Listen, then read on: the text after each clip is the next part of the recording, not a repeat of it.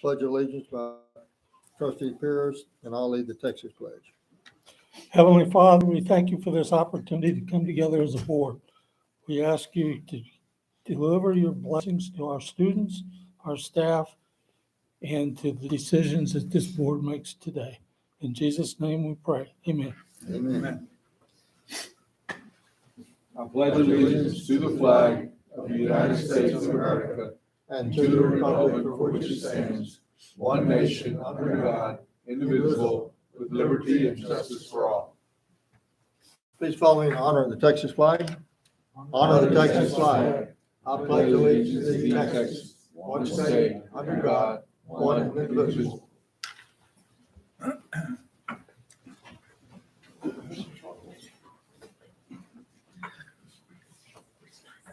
The heater must be broken. Freezing. We have a quorum present today, and this meeting is being recorded. Members of the public may access the meeting through the Central Texas College website. Item 2 is opportunity for members of the public to suggest additional topics or discussion or address topics of interest with a presentation limited to 3 minutes. Is anyone present like to address the board? Seeing none, one announcement. We do have a item that's not on this agenda, but it will be on the agenda for next Tuesday. And that is the board will have to make a decision concerning the replacement of the chancellor. So we'll have that as an item on the agenda for next meeting. Can't take a vote today anyway, so we'll have to discuss it. Yes, sir. What if I don't want to replace him? You didn't have hot dogs for lunch today. I think you need to come earlier, have hot dogs, and just gotta go. Okay. Unfortunately, Jim's decision, something that we don't have any control over. He's been a great chancellor and been a great employee for 50 plus years. 50. So, you can't make much better than that. I agree with your sentiment, but unfortunately, there's nothing we can do about it.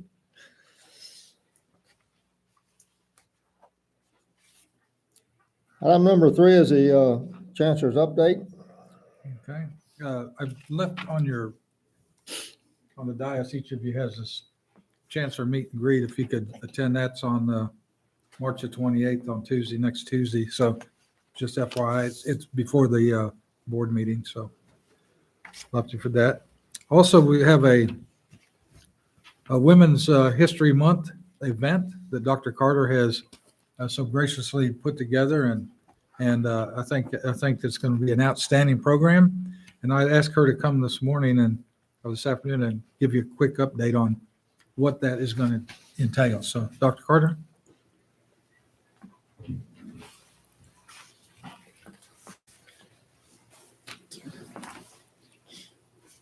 This is the first draft of the program, so you get the preview, the sneak preview of what will be handed out on that day. Thank you, ma'am. So on Thursday, March 23rd at 12 o'clock noon here in the campus center, the college will host a celebration of Women's History Month event featuring 4 of our esteemed female department chairs. And the genesis behind this is that we wanted to do something, and we could have pulled somebody from at the national level, even local. There are lots of women to celebrate. However, we thought it would be fitting, it would be appropriate to feature 4 of our department chairs. They are truly the linchpin in what we do, very critical to our operation. I had them write their bios for this program, and it was like pulling teeth because they're not really comfortable talking about themselves. But in reading each of those, I was so inspired, and I think others will be too. And so I'm hoping that you can join us that day. Again, it's Thursday, March 23rd at 12 o'clock noon here in the campus center, and it's open to the public. Just one comment. I think it's going to be a great program. However, there is a conflict, and I've tried to get it resolved several times. The last email I got has gone back to where it was when it started. The foundation board wants to have a meeting the exact same time in the same place.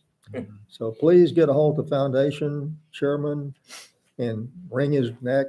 Tell I him will. he needs to start at 11 o'clock, not 12 o'clock, I and will. get his email straight. He won't pay attention to me. I pay will attention to any definitely of us. reach out to him. I have him on speed dial. So I will definitely contact him because I've talked to the executive director as well, but I will, sir. Good, appreciate that. There's two great ideas. One, to have the event, and secondly, to have our own people being shown and remembered. That's right. Absolutely. We've Absolutely. got some outstanding employees here, and it's a shame not to take advantage of that. And so I think Dr. Carter's done a magnificent job. This isn't easy, by the way, in case No. of you think this is easy. Put 4 pictures on here and a little write-up. She's spent many afternoons and many nights up here because I've gone by and see her car here at night. So I know you're here working. So thank you, Dr. Carter, for doing this. Sure. Yes, ma'am. Next item. Next item is, Finance and Administration Personnel Development Workshop. Okay. The chancellor asked that I share this with you because this is something that we've not done before. Me and my team, during one of our business meetings, and my team obviously is Bob Liberty, Holly Jordan, Ted Gonzalez, Mark Harmson, Cliff Gaines, and Tracy Briggs. And so we were talking during one of our weekly business meetings, and we all agreed that we needed some staff development.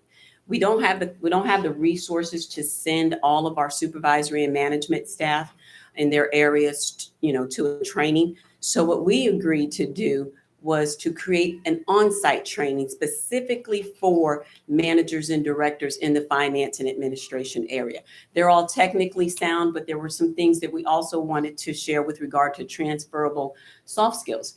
And so we came up with a short list. It was a collaboration with the 7 of us. It was a collaboration, and we covered the CTCD values, the culture, CTC culture, beginning with the values.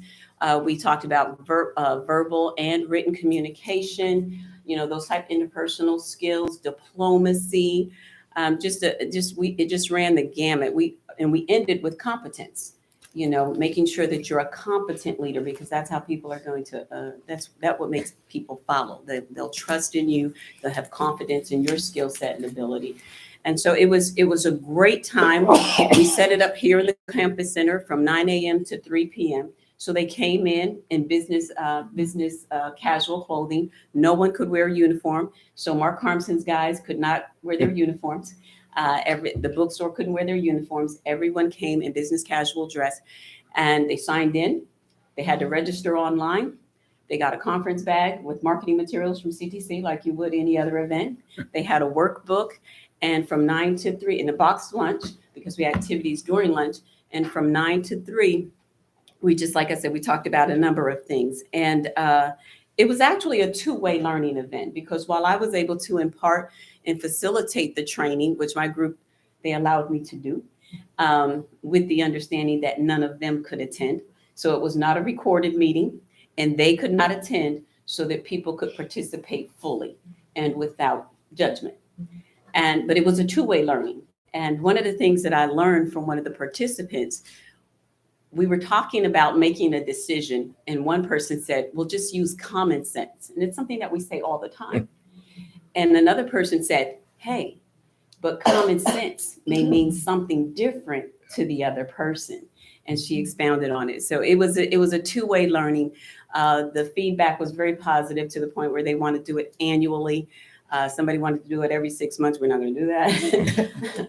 And I think we've already started to see some improvements in some areas. So the chancellor was kind enough to come and greet the group. And then at the end, we had certificates that he handed out to them. Michelle, you may have mentioned it, maybe I missed it. How many participants were there? We had 30 some sign up, but that day, no, we had 40 plus sign up. We had about 30 in the room. So it was It was really a great event. She didn't let them sit together with their Oh, buddies. yeah. You know, she separated them and Yeah, you couldn't sit with your buddies. So No. facilities guys had to Yeah. sit with the bookstore, had to Oh, sit yeah. with finance, had to sit with HR. So it that was was really good. interesting. But they all enjoyed it and gave her a round of applause. They wanted to do it again. And so, again, it wasn't something that she just decided to have happen and then she showed up to do it. I looked at the podium and she had a stack of typed out notes and lectures. And I was like, holy cow, look at this. I wrote a book on this before she got started. So it was Yeah. it was well done. Yeah. Thank you. Thank you, sir. It sounded like one of the values that were imparted, even they may not have been on your list of things to accomplish, was those people felt valued. Yes, they did. Yes, they did. Hey, mine's not up And to I, date or something and I made wrong. sure that they did. Thank you. Just a comment, I envision that it would be beneficial for other departments to benefit from something like that. If you have the opportunity, share with, not for you to facilitate theirs, but I think it's something that everyone in a leadership position could benefit from. I remember back in the day when everybody was all over technical skills. You had to have strong technical skills. Then somewhere down the line, the change became people skills and personal skills. And I sit before you today to tell you the people skills will always outweigh the technical. Absolutely. If I can teach you the technical, people skills and being able to work together, to be pleasant, it's hard to teach that to people, but you can teach almost anyone to do the technical skills, not diminishing the importance of the technical skills, but I'm just grateful that people recognize that getting along with one another, communicating, being respectful to the other people in your workplace is beneficial too. So thank you for that. Thank you. Thank you, Dr. Carter. Okay, sir, that's it. Okay. I go to item number 4 is the academic department update. Dr. Fisher.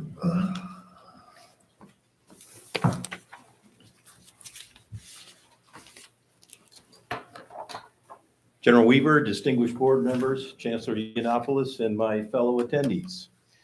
Good afternoon. I appreciate the opportunity to offer updates on the 6 academic departments you see listed here on the slide. Dating back to last year, our 14 department chairs each took a turn to walk you through their program offerings, as well as highlight enrollment trends and departmental initiatives. Since that time, the 14 department single dean model has evolved through last summer, into the dual dean model that you see pictured here. Today, my focus is on the departments listed within the blue background.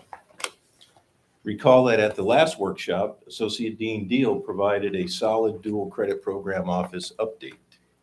Next month, my colleague, Dr. Bach, will provide an update on the 8 career technical departments listed within the mustard colored background. And following me today, my colleague, Dr. Welsh, will speak to enrollments. So today I get to highlight faculty achievements, share some lab data, offer a glimpse into the proposed curriculum changes, and preview some upcoming events across our communications, fine arts, kinesiology, mathematics, science and agriculture, and our social and behavioral sciences department. First up is the communications department under the leadership of Department Chair Tammy Phillips. Dr. Victoria Van Nest, a professor of communication studies, along with Professor Bethany Winkler, our faculty online manager for English and foreign languages, received rave reviews for their presentation, Moving Forward, Encouraging Academic Resiliency Through Self-Advocacy for Struggling Students, which they presented to their statewide faculty colleagues at the 76th Annual Texas Community College Teachers Association Convention in Houston earlier this month. Recent studies have noted that post-pandemic returning students report greater levels of social, emotional, and financial struggles. Research also suggests that community college faculty have a unique opportunity to step in and encourage students to persist in the face of such challenges. As such, Professor Van Nest and Winkler taught their colleagues strategies to encourage student self-advocacy and resiliency in the belief that faculty promotion of self-advocacy strategies may increase student resilience and boost academic performance. Closer to home, Mike Matthews, an English professor by trade and artist by hobby, was invited to showcase his work in Copper's Cove during the Frames and Things First Friday After Dark event. His art will remain on display through the entire month of March. And lastly, Prowl is alive and well on campus. CTC students seeking writing assistance have 3 options. The first is the Academic Studio, hosted by Dean Julie Starkey's team over her student success team. They provide tutor-led as well as student peer-to-peer assistance. Second, the library staff under the leadership of Dean Laurie Purser provides research assistance as well as online review of completed assignments. Thirdly, our talented English department faculty also provide an online writing assistance. Now, to distinguish this option from the other 2 options, renaming occurred, hence the term Prowl, which stands for Professor Reviewed Online Writing Lab. Now, as noted in the table on the slide, pre-Prowl naming submission stalled at about 600, that spring of 2022. And while the post-Prowl renaming saw a 54% increase in fall, as our faculty reviewed nearly 1,000 student submissions. Current spring semester is tracking similarly with 407 reviews completed through week 7. Now today is Tuesday of week 9. So that's 64% of last spring's total student submissions in less than half a semester. So given that the midterm data is not yet included in that number 407, plus semester-long projects and finals are yet on the horizon, we expect to surpass the 1,000 submission milestone this spring semester. Our Fine Arts Department, under the leadership of Department Chair James Salter, invites you and the community to 2 events this semester. First, our visual arts students are busily preparing their works for competition and display during the annual CTC Student Art Show and Competition. Guest juror Herschel Seals will announce the judging results at 10 a.m. on the 10th of April. Student work will remain on display in the hallway of the Lady Bird Johnson Auditorium through Thursday, the 4th of May. Viewing is free and open to the public. Second, our theater art students are fine-tuning their performing and stagecraft talents to best deliver their adaptation of French playwright Moliere's 5-act comedy, The Learned Ladies. Mark your calendars. Opening night is set for Thursday, the 20th of April at 7:30 p.m. sharp in the Lady Bird Johnson Auditorium. Performances run through Saturday, the 22nd of April. Tickets are $10 at the door, and the community is encouraged to attend. Kinesiology. The 1st of July of last year, at the direction of CTC's leadership team, Coach Marilyn Mapes and her department mates initiated expanded use of the Physical Education Center by CTC employee family members, allowing CTC employees to escort, accompany, and supervise up to 4 family members age 14 years or older inside the physical education facility. Of note, in keeping with the education mission, the priority of use remains priority 1, class in session or a scheduled intramural. Priority 2 belongs to CTC students. Priority 3, CTC employees, and priority 4, family members. On average, 17 employees per month are escorting family members during workouts. Next, our Killeen ISD early college school partners approached us ahead of fall semester, seeking a solution to a growing problem. They had incoming juniors and seniors transferring into ECHS who had not yet earned their requisite high school physical activity credit. Dialogue and discussion led to what is essentially a facility use agreement. CTC provides the facility, think of the gymnasium. The ISD provides the teachers to conduct the high school level courses, and the ECHS students get to remain here on campus. The partnership worked so well in fall semester that it is continued into the spring semester. Next, our intramural sports program under the direction of Mr. DeVario Bell provides a recreational opportunity for all current students, faculty, and staff to have fun plus compete in a variety of team and individual sports. And although the 8-team basketball season is drawing to a close, CTC's March Madness event is just around the corner. On Friday, the 31st of March, the department hosts a 5-on-5 tournament, a skills competition, and a 3-point shootout to determine who is king of the court for 2023. And then indoor and outdoor soccer are next. Lastly, piggybacking on the success of last summer's event, our kinesiology department is partnering with our mental health department to host a community field day in early May, early flyer. This year, the team is adding a 5K fun run to kick off the community-wide event. Mathematics, fresh off the heels of, now think mathematically, Pi Day, right, which is 3.14, or last Tuesday. Our mathematics department, under the leadership of Department Chair Dr. Audrey Cruz-Seeley, is gearing up to host a Math Appreciation Day 2023 in the Rotunda adjacent to the Mayborn Science Theater in late April. As pictured here, students will again experience fun math events to include an engaging puzzle, board game, scavenger hunt, and escape room, and culminating in a Math Jeopardy competition. This year, the fun will extend into the evening as the Student Math and Engineering Club has invited presenter Holly Davies from the Meta Data Center in Fort Worth. The event will be free and open to the public. Next, similar to the writing lab, CTC math students seeking assistance with their coursework have 3 options as well. First is the academic studio, providing tutor-led plus student peer-to-peer assistance. Second, students enrolled in developmental course sections have a dedicated lab staffed by graduate tutors, supporting students as they master mathematics fundamentals and achieve college-ready status. The third option is the Advanced Math Lab. It's staffed by bachelor degree tutors who assist students enrolled in college algebra, pre-calculus, calculus 1, 2, 3, linear algebra, and differential equations. And as noted on the slide here, the labs enjoy significant use, both averaging over 1,000 student visits each semester.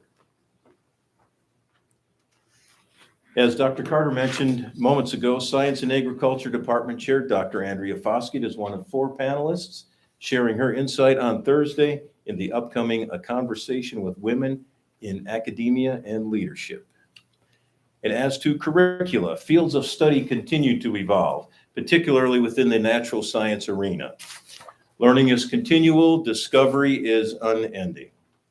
As evidenced, geology and environmental science, long 2 separate degree programs, have grown more and more similar and overlapping in recent years. Meanwhile, during the same period, earth science has evolved into the study of Earth plus the universe around it, including studying the transfer of energy throughout Earth's systems, the evolution of landforms as well as patterns of change, and the interactions that occur amongst water, atmosphere, and land. As such, the recent Curriculum Review Committee approved the departmental request to combine portions of both geology and environmental science degree plans into a single Associate of Science in Earth Science degree, yet allowing students to still choose a geology or an environmental science discipline focus if they wish, driven by their individual future career path. 1 degree, 3 options. We expect this to be a fall semester 2024 offering at the earliest. And now for the farm report.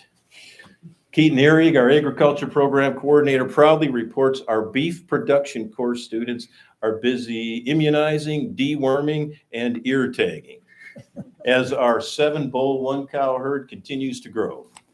Peek into the pasture reveals that 4 bull calves now comprise our 2023 calf crop, with an expectation of more calves soon, given the goal of our cow-calf operation is 1 calf per cow per year. And now on to our final department, social and behavioral sciences.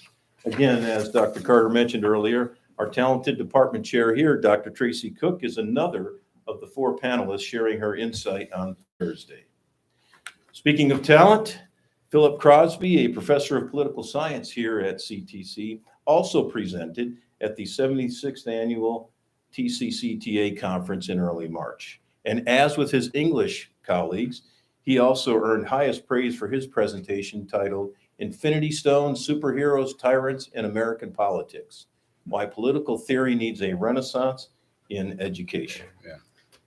In a field preoccupied with data sets, causal trends, and public polling, Professor Crosby, a constitutional scholar himself, weaved in such well-known characters from screen and print as Harry Potter, Peter Pan, the Champions of Justice, and the Caped Crusader, while arguing a return to basic questions of governance is required if we are to turn the tide against the growing destabilization of our nation.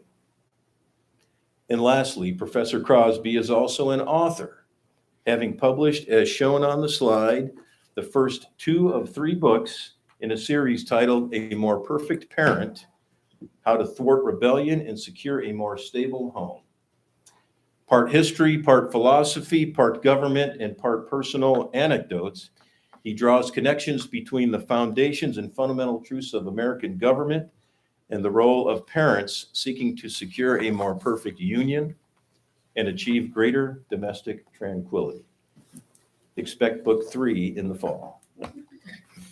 And again, I appreciate the opportunity to offer updates today. Thank you for allowing me to highlight our faculty achievements, to share some lab data, to offer a glimpse at some curricula changes and preview some upcoming events as they apply to our 6 academic departments. I stand ready to address your questions or comments. I don't think I could come up with a learned question, but really appreciate that presentation to us, because I know I don't know of all these things that are going on, and this is one way and Yes, sir. for us. So thank you, and pass our appreciation and thanks on to the faculty for that. Indeed, will do. Thank you. Thank you, Dr. Fisher. Yes. You know, one of the things that I tried to do, and I guess we got it started, was 8 years ago, to make this a home campus, make this a destination campus, if you will. And that really was to spotlight and share with the community and you all what our faculty and staff are capable of and what they're doing. And so the deans have gotten really behind this, and the deputies, to really showcase and push and just allow them to blossom and let these things happen. And so they're happening now. Now, of course, we're without a marketing director. So as soon as Dr. Garrett gets a marketing director hired, we can start putting these kinds of things in the paper like we were doing before, and get some highlights of the campus and what we're doing here. I think the community needs to know that. So thank you, Dr. Fisher, and thank your department chairman and everybody for their well-done efforts, and look for them to narrate some stories for us in the future. So, Absolutely. I mean, the talent is unending. It Yep, is. absolutely. And as he was speaking, I was thinking, is there some way we can get this out to the community, what we've accomplished out here and what we're doing? So that's great. that things you're every day pursuing are that. happening. They're happening fast. So, yeah. We'll do that. Dr. Fisher, how can a board member get a copy of Dr. Crowley's book? Crosby. Crosby. Well, I can loan you mine if you'd like, right? That we could That pass was them the right around. answer. There we go. Yeah, It's all that's published is yours. I know of another way, but we can chat about that afterwards. Yeah, there you go. Thank you. Got Yes. $50 or Thank you, Dr. Fisher. Wow, that's an expensive part. yeah. Item number 5 on our agenda is the nursing department update. Dr. Samarippa.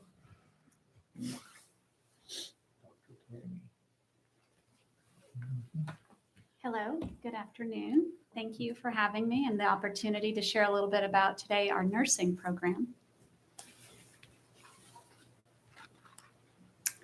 All right, so our nursing program, we have our associate degree nursing and our vocational nursing. These are our enrollments from the past 2 years. These enrollments are incoming enrollments. These are not what we currently have in progress. So in addition to those, we have 146 currently traveling through the second and fourth semesters. Our LVN program is 2 semesters, 1 year total, and then our ADN is 4 semesters, a 2-year model. However, there is 1 year of prerequisites before that. So, with the prerequisites, it's about 3 years for the ADN program. Some of the highlights for our associate degree nurse, we have 15 full-time faculty in that program that are committed to those students. We have 11 part-time faculty, but as of this morning, we have less. Other health credentials. So one of the new things that the associate degree program is doing, we identified that we're getting a lot of students that have either CMA or CNA or perhaps LVN and wanting to come to ADN. Prior to giving that extra point for health credentials, there was nothing given to those students if they were applying for the ADN program in reference to points or an advantage to having those certificates before they come in. The committee had met and they decided to go ahead and offer those extra points. And so what happens is if a student has like the CMA or CNA credential and they want to come into the ADN program, they're given an additional point for selection process at the beginning of the selection process where they measure them out. And so we are able to give them something for it to give them an advantage of coming in because it is very competitive coming in. And a lot of times that 1 point or 2 points makes a big difference in their selection.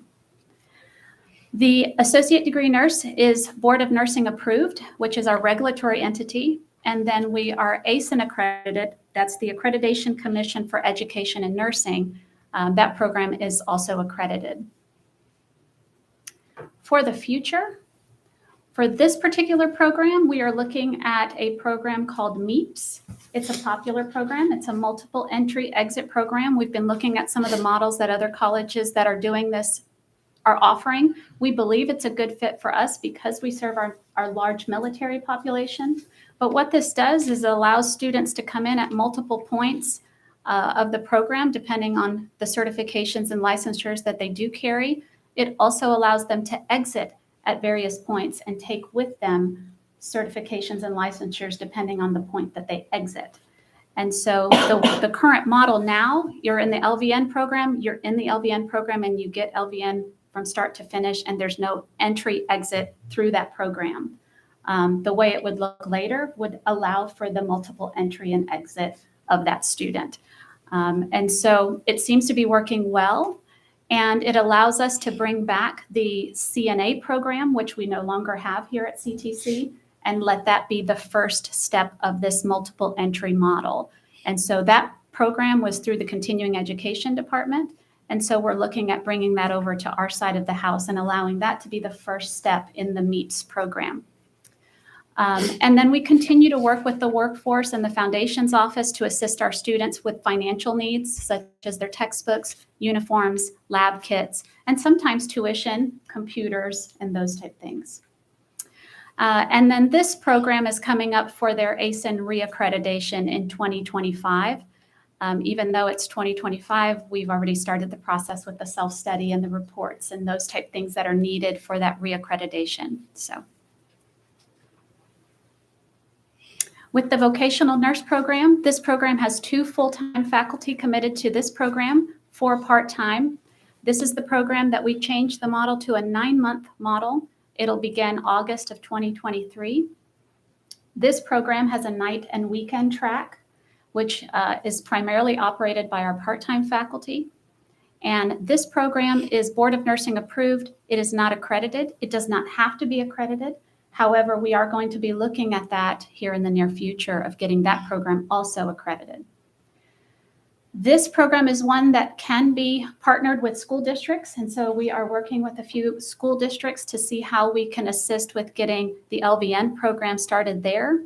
It'll be a wonderful program for the MEEPS for them because that CNA is a lower level skill certificate that we can start them out with. And so this program falls into the MEEPS network, And so we also continue with this program with the workforce and the foundations to fund these students and what they need.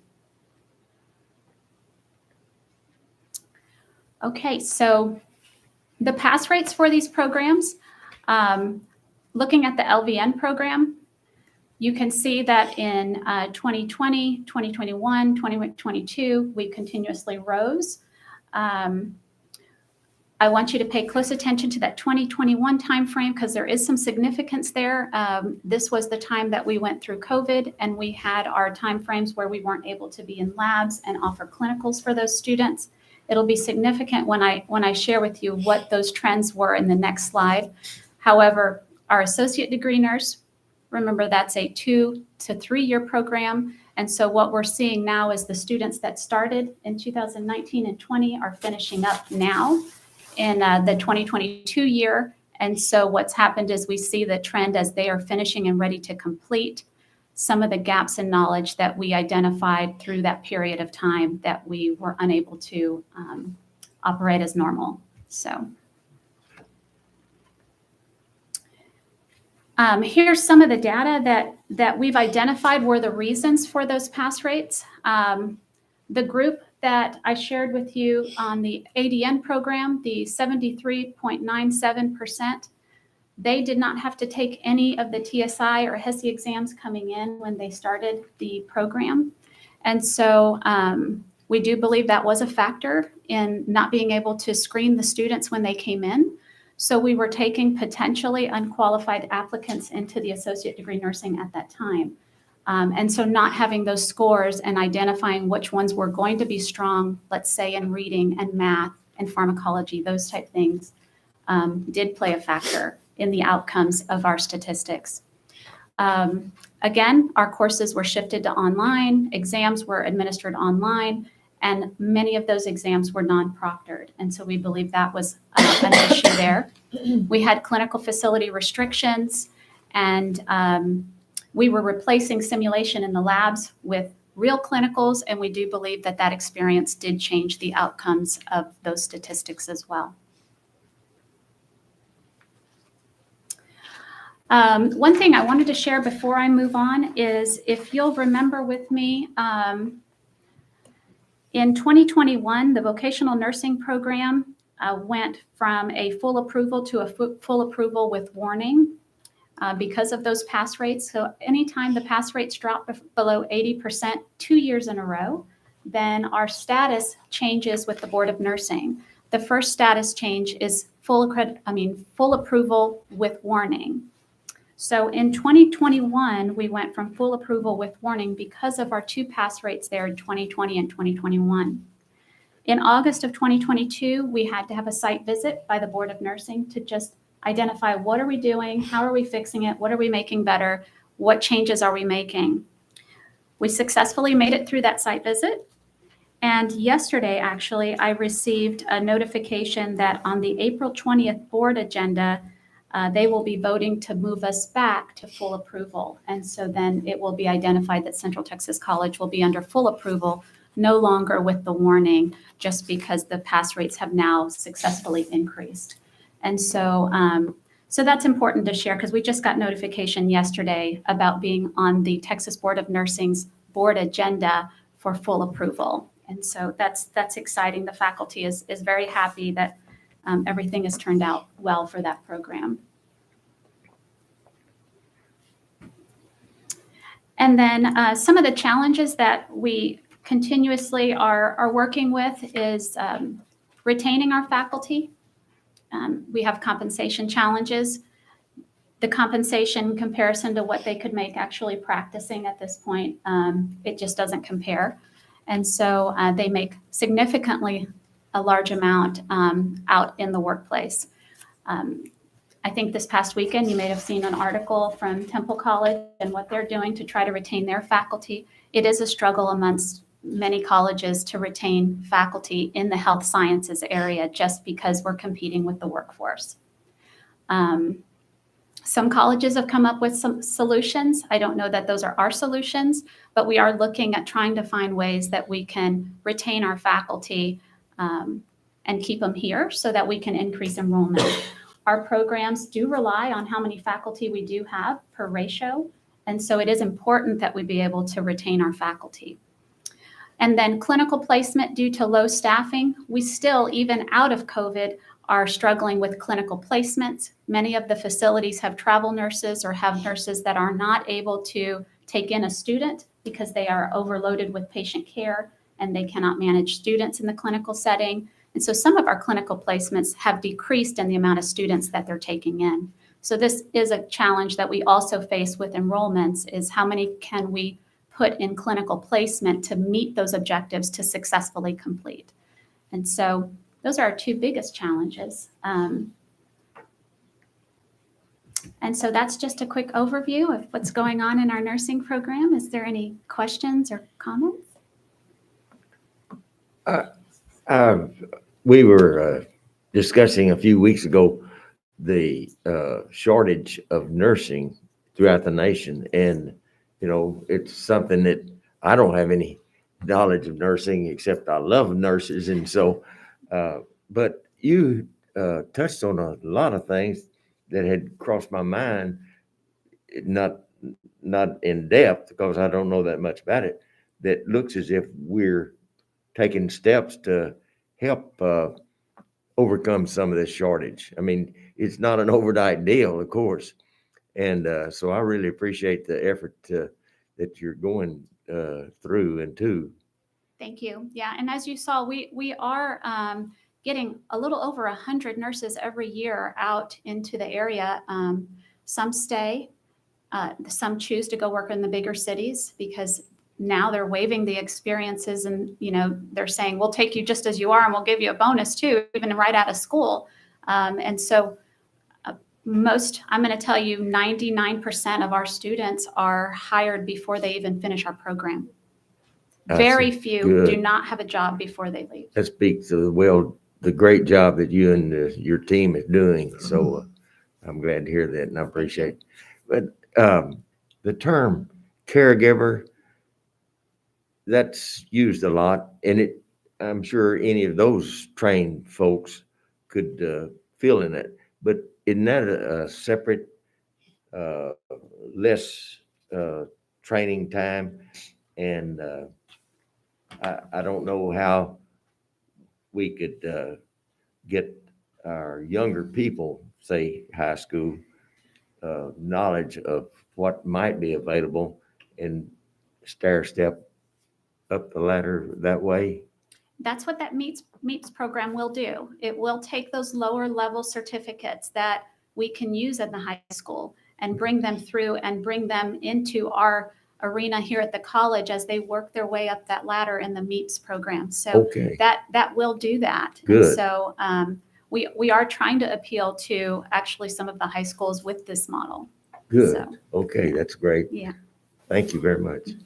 Can you go back 2 slides? Yes, sir. I think it's 2 slides. Right there. So on the second one, it says courses shifted online, examinations were administered online and non-proctored. How do you ensure integrity of the examinations when they're non-proctored? So that time frame was very difficult because at the time that COVID hit, we were not set up to have them test at home. They were doing all their testing at the testing center, and they were doing their testing with us in our computer labs. And so the faculty were very creative with how they tried to proctor those exams, but the reality is it wasn't as efficient as maybe what it would have been at the testing center or on our computers in our computer lab where we have software to monitor how they test.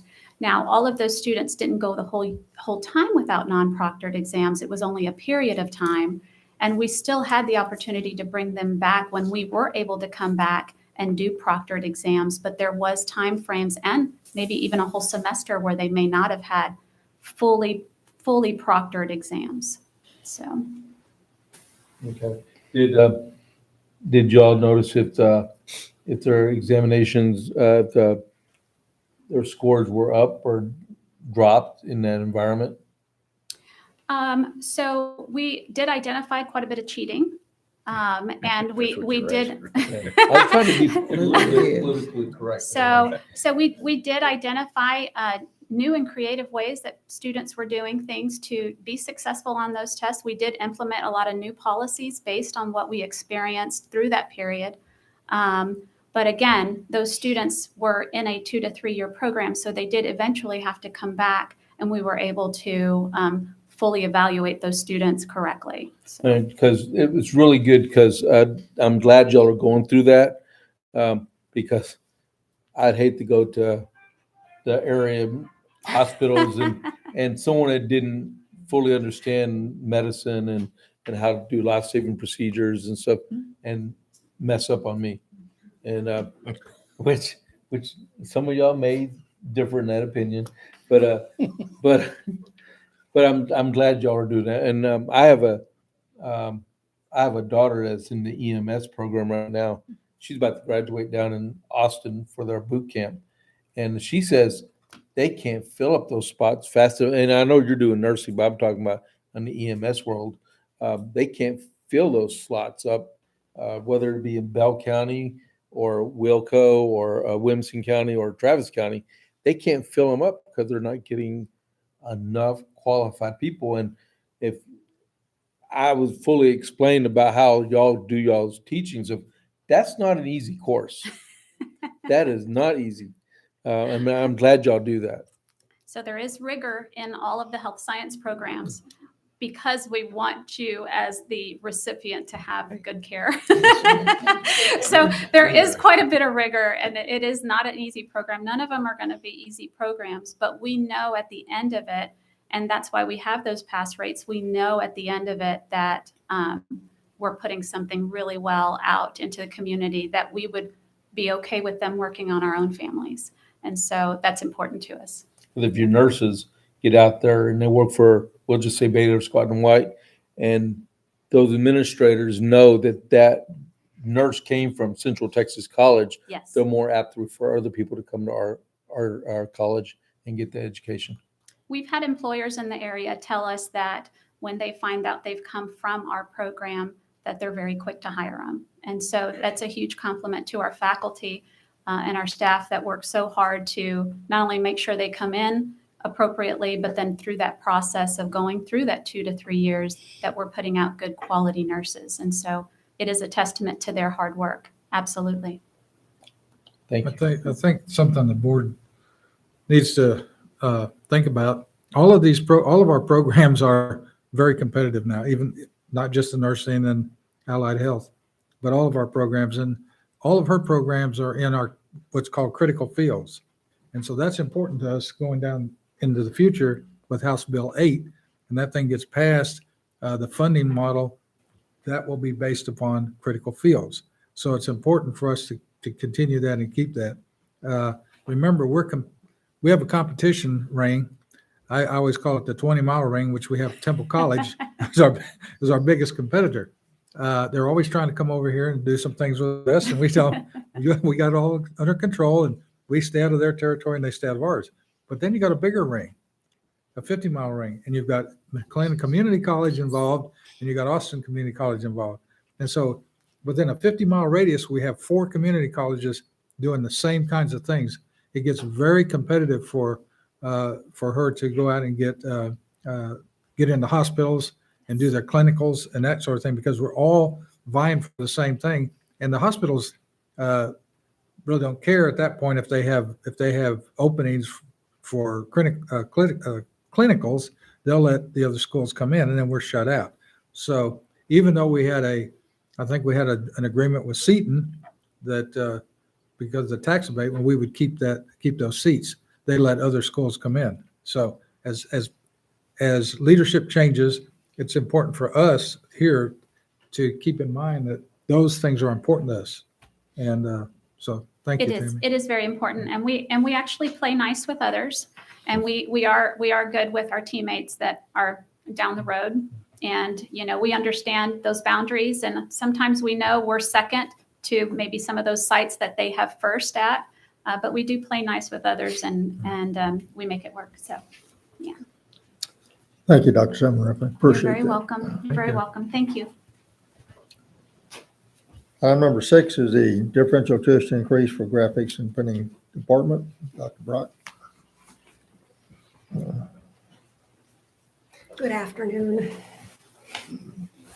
We recently reviewed our differential tuition rates charged in 14 programs. We found that 13 of those programs do not require an increase, but we do have a request for one change. On behalf of the Graphics and Printing Technology program, I bring a request regarding the program's differential tuition. Differential tuition is an amount charged on top of base tuition in order to support additional services and programming for students. The per credit hour differential tuition rate is determined by dividing the department's annual cost of supplies by the annual number of student contact hours. The supplies that are included in this calculation are all supplies utilized directly by students. This is a list of our current differential tuition rates, listed by discipline. As seen on line 4, the graphics and printing differential tuition is $10 per credit hour, which is our lowest differential tuition rate. This past year was the first year of our differential tuition for this program, and we opted for an initial low rate with the intention of an increase. This past year has seen continued and significant increases in the cost of paper and printing supplies, which is the reason we request an increase in the program's differential tuition. By applying the formula of annual cost of supplies divided by the annual number of student contact hours, the cost of supplies is $12.38 per student. Based on this, we request an increase in differential tuition for the graphics and printing technology courses from $10 to $15 per credit hour. And we anticipate this increase will be sufficient for the foreseeable future so that there would be no need for another request next year. And Bob Liberty is not able to be here today, but he did work with us on these figures and is in support of the request. If approved, the college's differential tuition rate list would be what you see here before you. And this includes the $5 per hour credit increase to the graphics and printing technology program courses. May I answer any questions? I have one. Sure. What does we compare with our other 3 community colleges? That is an excellent question. I'm not sure I have the answer for that, but let me phone a friend. I've got somebody here and ask if she happens to know. Bobby Waddle, you know, this is Ms. Bobby Waddle. I'm the winner. Yes, so I was doing some research, and so ACC, their per credit hour is only 87, but all of their visual communication programs, which is graphic design, has a $50 course fee for all of their programs. So they're for a 3 credit hour class for them is $326. And then for TSTC, theirs is $582 for the same visual communications courses that we offer. And they have almost exactly the same courses that we offer, like the intro course, the digital 1, digital 2. So those are all at minimum $50. How about TJC? I haven't looked at that one, but I can get that for you. And then the other thing that, we were kind of noticing is we've been approached by other colleges such as TSTC interested in how we were able to get a printing program in our school. So I said, I'll take your information and I'll call you later. But yeah, the printing industry is getting larger and larger. And I think the local community in Central Texas is seeing that. And some of them may start implementing those printing programs as well to their graphic design programs. And we And want to stay on top. TSTCs may go up depending on the funding model that they're going to get hit up with under House Bill 8. So Any other questions? Thank you. Thank you. Thank you to Ms. Bobby Waddle, coordinator for the program. Good save there. I thought so. Agenda item number 7 is on behalf of the Early Childhood Center, and I am joined by Ms. Maria Lewis, Department Chair for the Early Childhood and Teacher Education Programs. And you may recall that our Early Childhood Center received a Child Care Relief Fund grant in the amount of $174,000, which has funded improvements to the center's playground, as well as retention incentives for staff members. Previously, we purchased playground equipment from Playground Boss through an approved purchasing consortium at a cost of just under $46,000. And we'd like to continue the playground improvement project with a purchase of $42,000 for superstructure playground equipment, which includes installation and a safety fall zone, and an additional $25,000 for mobile playground equipment. So our request is for approval to make these additional expenditures that will put us over the $50,000 purchasing limit per vendor, but would not exceed the $174,000 of grant funds that were awarded to the CTC Early Childhood Education Center. Do you have any questions? A math question.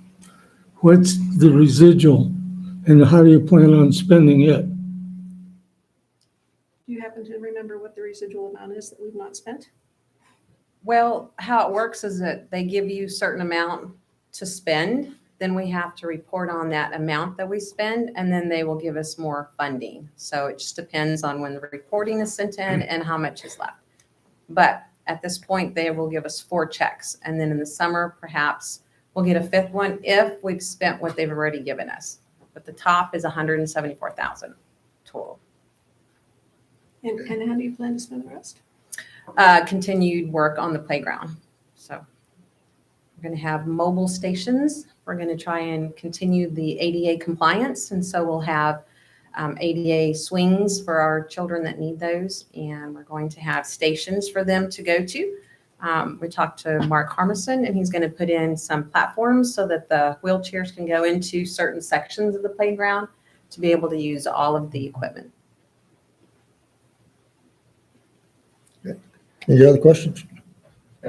This is way out, but I was thinking in terms of a nursing program, but I know all mothers have that problem of childcare. And I was just wondering if there's something we could do in a special way to help the people who have nursing degrees, but do not work because of childcare needs. And I just throwing that out because it crossed my mind, but I'm sure that we have that problem with every lady that has a degree in whatever, teaching or. Sure. So Workforce Solutions does give us a certain amount for those low income families or families that have working spouses that aren't able to pay the tuition. So we do have some families at our Child Development Center that are under that program. Okay, good. Thank you. Other questions? Thank you very much. Appreciate it. Item number 8 on our agenda is the spring 2023 enrollment update. Dr. Welch.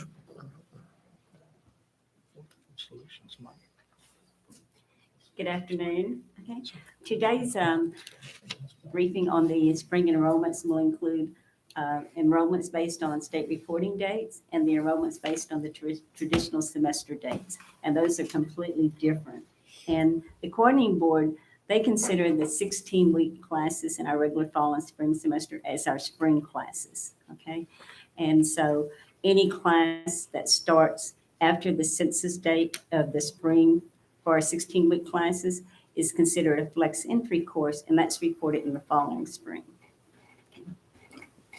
And this presentation also, this briefing also includes enrollments based on Texas locations and the CNI locations. Okay. Okay. This is the example of the Texas reportable funded courses, and you can see our fall semester. The census date was September the 7th, okay? And so any classes that started in the fall semester from February on, from September the 8th through February the 1st are considered our spring enrollments for state reporting purposes. And that's for our formula funding, okay? And it's, you can note that we have had a decline. Our Our semester hours decreased by about 6.6%.